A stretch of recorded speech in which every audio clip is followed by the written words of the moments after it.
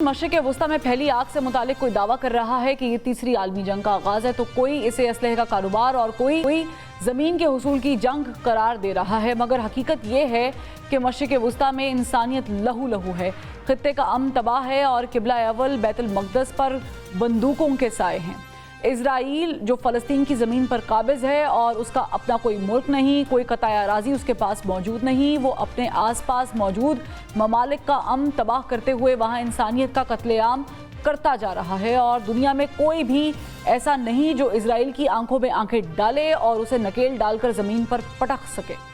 Israel खुद को नाकाबिले तस्खीर समझकर कभी फ़लस्तीन तो कभी लेबनान, कभी मिस्र तो कभी यमन और कभी शाम पर हमला आवर हो रहा था। अब कल रात ईरान के हमले के बाद वो सोचने पर ज़रूर मजबूर हुआ होगा कि जंग और ताकत के नशे का अंजाम वैसा नहीं जैसा उसने तसव्वुर कर रखा है। ईरान ने इजराइल पर हमला करके general Qasem Soleimani, Ismail Haniyeh और हिजबुल्लाह के सरबराह हसन नसरुल्लाह की शहादत का बदला ले लिया। ईरान ने इजराइल पर करीबन 200 के लगभग मिसाइल्स दागे, जिससे इजराइल के अवाम में खौफ व हरास फैल गया। सोशल मीडिया पर वायरल वीडियोज़ में इजरायली बाशिंदे सड़कों पर दौड़ते और शेल्टर्स में छुपते दिखाई देते हैं। इजराइल के लिए सबसे बड़ा धचका ईरान के हमले के बाद मुआशी रेटिंग में आने वाली कमी है। आज global rating agency Standard and Poor's ने इजराइल की क्रेडिट रेटिंग A+ से कम करके A कर दी है।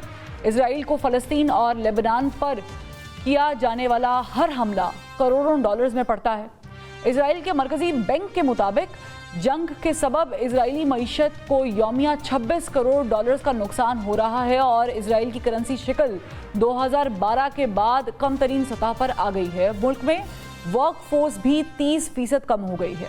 दरामदाद और बरामदाद बुरी तरह मुतासर हैं। मुआशी माहिरीन ने अगले 10 बरस के दौरान इजरायली मईशत को मजमूई तौर पर 400 अरब डॉलर्स का नुकसान पहुंचने का तखमीना भी लगाया है। अब यहाँ सवाल ये है कि जंग के बदले मुआशी तौर पर इतनी भारी कीमत इजराइल कब तक चुकाएगा और इस जंग में अमेरिका उसका साथ दे रहा है, तो बदले में अमेरिका को मिल क्या रहा है, उसके अज़ाइम क्या हैं, वो खित्ते में हासिल क्या करना चाह